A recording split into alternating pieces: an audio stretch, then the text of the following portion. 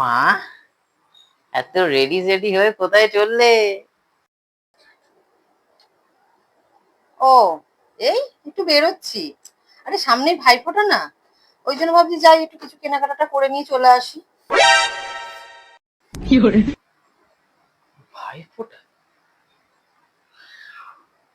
তোমাকে মনে হচ্ছে এবারে ডক্টর দেখাতে হবে। ভাইফোঁটার কেনাকাটার সঙ্গে ডক্টরের কি সম্পর্ক?